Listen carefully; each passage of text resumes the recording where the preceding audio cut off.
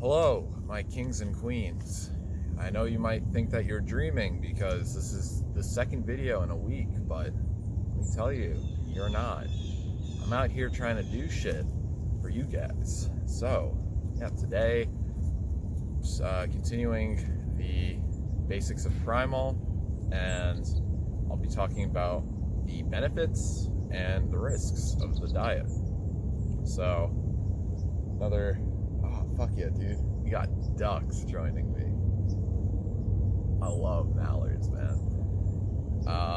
Another cold New Jersey morning. I got 60 pounds strapped on. It's a fun time, let me tell you. But, benefits. So, I know if you guys watched a previous video I did, like, basics of primal diet and mental health, you'll see how much of a proponent I am for the primal diet for mental health alone. So the three main points I am going to talk about are the stability, clarity, and the emotional, just resilience you get from it. And perfect. Okay. The stability, I know I mentioned in that video, once you shift from being in a dopaminergic state into a serotonergic state, you're just way more leveled and just calm. And that was almost 4 or 5 months ago. I can still attest to that. I've been on it a year and change now, and yeah, that's still one of the things that is completely keeping me hooked on it, I would say. And it's going to vary person to person, but if you have any issues related to or stemming rather from bacteria in the body, which I will touch on later, but once you get that stuff back in order, everything's just going to work better. And I think the fact that I said in that video, and again I can still attest to the fact that I'm no longer dealing with depression that was comorbid with anxiety for the years that I was, having it gone now, it's a sign the diet's doing something. The clarity, it might be a keto thing, it might just be eating yourself right thing, but definitely just have I want to say laser focus, but right now, not being in school and just kind of doing whatever I want to do, I can't really say it is laser focus, but I'm definitely just so much more calm in the mind and whatnot. And again, I attribute it entirely to diet because I know I didn't make any type of serious lifestyle changes. And prior to that, I knew effectively how to mitigate stress in my life. So, I'm sure stress is playing a component in all of these, but stress mitigation is something that you just have to find out what works for you. But yeah, definitely just clear and calm from the moment I wake up to the moment I go to sleep. And then I have food, I just hone in, and what more can I say? And the emotional, just now realizing how interlinked all these different cells are. But emotional, just I don't find myself freaking out about stuff as much, if ever, really. And everything's just it's freaking calm, man. You're calm in the head now, boy. And I know I also mentioned in that video but most of these effects take I found 3 months. I've had friends that I've been talking to and giving diet recommendations say that they're starting to feel it after 2 weeks. So this is definitely something that will vary person to person. But regardless, if you're looking to help yourself mentally in the best way possible, I definitely think Primal is one of the easiest ways to just get a wash of your cognitive systems in order to basically start anew, all right, now we're moving into physical. So the energy I got on the diet, it's definitely something that you have to troubleshoot a lot in the beginning in regards to ratios of protein to fat, or more so fat to protein, because butter honey diet. And and then once you're good with those, then start experimenting with like raw honey. Fruit too, but fruit sparingly, just especially when you're like just starting off, because you want everything to be balanced, and you don't want any type of like dips and troughs that fruit might create. Digestion, bruh, everyone I talk to after trying raw meat, it's always like, I didn't even feel it in my stomach, it came out easy, and like I felt so satiated with like so little compared to cooked.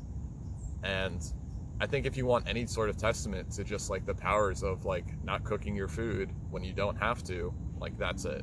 Because like everything in your gut just gets so fucking streamlined, like it's incredible. Skin, definitely skin, especially with like, if you're like one of those liver fiends and just like knocking back vitamin A like no tomorrow, bam, that skin gonna get gorgeous. If you're eating all the fat that you should be, bam, that skin beautiful. And like I got the shitty beard going, but my skin's great. I don't have any problems. I've got like a little like patch of like new skin from a cold sore I got when I got sick like a month ago. And apart from that, like the space is flawless. Like I am going to be the next statue of David. Cellular regeneration, this is a big thing, and this is something that I think a lot of people look over, but like when you're really starting to feed your body like the most bioreadily available sources of food possible, like everything internally is just going to be operating on such a higher level than it was when you were like eating cooked stuff, eating processed stuff, taking supplements and all that jazz. And when everything is at that level, like you're really beginning to just build yourself from the inside out. Oh my god, I'm almost out of time. Fuck, I need to delete the other video. Oh god, I have to edit. Oh. Back at it again. I had to delete a whole bunch of shit, but we're good. We got 13 minutes, and I doubt it's going to be that long. But I have to fucking edit, which sucks, because I hate anything that involves just not making the video and uploading right to YouTube. Talked about cellular regeneration, and I think this one kind of ties into mental and physical, but the fact that it's not as restrictive as like, carnivore, whether it's raw or cooked, is in the long run going to make it way more sustainable for certain people. Like I know I had no problems with like just eating like meat and milk for like 6 months, but I think the fact that like you aren't limited to just that is going to help like a lot of people, just because like sure, eating your fucking charcoal looking ass ribeyes every night is going to be satisfying for a bit, but I think mentally for a lot of people it's going to start to wear them down before like all the like acrylamides and lipid peroxides start to wear them down. So yeah, and now the risks. So naturally, when you're going to be eating everything raw, I know Audrey makes this point really often, but when you're eating, even if it's like a toxic animal, if you're eating it raw, your body is going to be able to identify like the toxicity when it's stored in fat, and it's going to just pass through your feces without being absorbed into your body.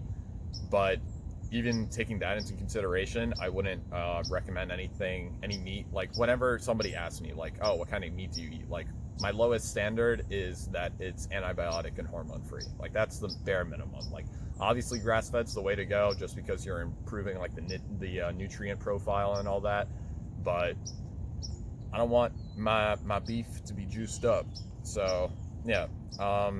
Continuing on that, toxicity is typically stored in the bone marrow, because that's just like the point where like the body can get it like away from like everything else. Granted, your red blood cells are being made there, but it doesn't really have that much of an effect on that, just because of like how deeply and like how encased in fat it's going to be. So yeah, if you're eating like bone marrow and some glandular tissue, like the liver and like brains and whatnot, definitely don't settle for anything that isn't like of the highest quality. Especially like I've seen people eating pork brains a lot. Like, bruh, pigs can't sweat. They're some toxic boys. Like, apart from like being higher in like polyunsaturated fatty acids and like all the other shit, and like having an like pork's weird, man. It can't sweat, dude. Just toxicity city with the oinky boys. Now the biggest thing I always get asked about is certain like bacteria, like E. coli, Salmonella. Nobody asked me about Campylobacter, but I've just heard Augenus talking about it a lot, so I figured I'd mention it. And parasites. So E. coli, the only one that will fuck you up is 157E E. coli, and that's like literally a man-made strain. Like, E. coli is present in the entirety of your digestive tract, like especially in your colon, and it's what's responsible for breaking down fats and protein to be used as food for your nervous system. Like, E. coli is absolutely nothing to be scared about. Salmonella, like E. coli, actually has been used in, there's like squirrels wilding out, and like I can't stop looking at them. I'm so sorry. But Salmonella and E. coli have both been successfully used to dissolve tumors in the body, believe it or not. The Salmonella in question was man-made, but that's just so that they could, you know, like use, or they could like patent it and sell it. But the E. coli is literally just like, it creates like a verotoxin, and then that halts the growth of tumors and eventually can dissolve them within 7 to 15 days. So, you know, I don't know why somebody would be scared of something that's like that potent at cleaning you out. Campylobacter is something that's most often talked about in raw milk. However, I think it's worth pointing out that all epidemics of Campylobacter have been in pasteurized milk, and there's never been a single epidemic of raw milk. So, you know, that's just proof enough that, again, it's not something that you should really be worried about. And again, when you're eating all foods raw and you're not introducing heat that will alter them, you're getting just the bacteria that in its natural form, you know? So you don't have to worry about something like these vicious intruders, because you only get the vicious intruders when you alter something to the food you're eating. And the majority of food poisoning, even then, is a result of undercooked foods. So undercooked foods are like the middle of the spectrum where you can get issues from them. But if you're eating them either raw or like totally cooked, then you're fine, because one, you're just like, you're letting everything chill there. It's not a problem. You know that. You're a smart and cool guy and or gal. And if it's totally cooked, then, you know, you're dead, or they're dead, and you're just eating your charcoal. So yeah, the last one is parasites, which they're not asking about bacteria. They're asking about they're asking about parasites. Let me tell you. And yeah, I think the best example would be Joel Weinstock. I think he's from the University of Iowa. He had 6 patients with inflammatory chronic bowel syndrome. And these people had this condition for like upwards of 15 years, if I'm not mistaken. And basically any type of like pharmaceutical help was just nothing worked on them. So he introduced whipworm from pig intestines to them. He just like took pig intestines that like had whipworm eggs and like mixed it in like Gatorade and like gave it to them to drink. And 5 out of the 6 people within like a week experienced like immediate benefits and were coming back within a month to ask for more. And the 6th person, nothing bad happened to. So, you know. So yeah, that's already all I have that's written. Yeah, benefits, you know, like there's a lot, and I think even with the risk of getting sick that I'm sure people will still think that they actually have, I genuinely believe that all the benefits outweigh any of the risks. And yeah, you know, like It's nothing to be scared about. Like, it's raw meat. You're made out of raw meat. Like, do you want to take something and burn it and then let the burned thing become you? Or do you want to take something raw, eat it, and, you know, let it literally just, like, continue being you? You know? Fucking wilding out, I swear. Looking for some nuts. But,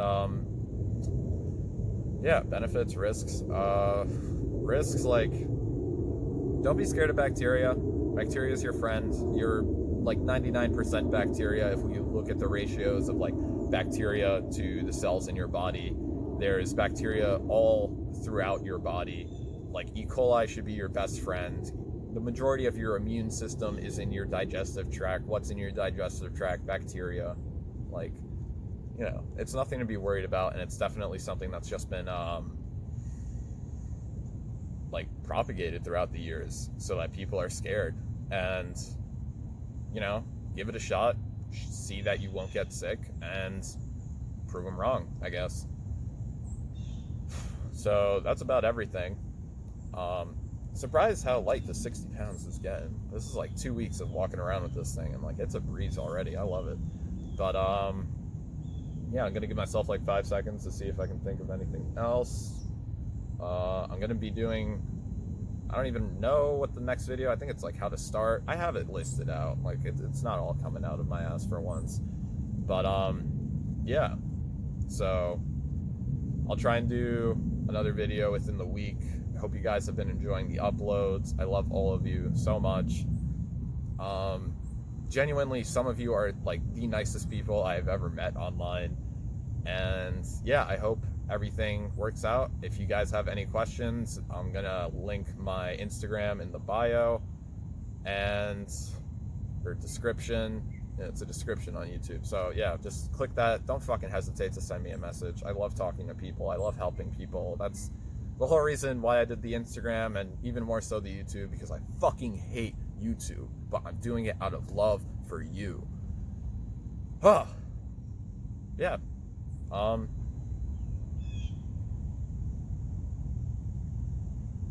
Yeah, that's everything. All right. So I will see you guys next time. Chop down a power line and plant a tree.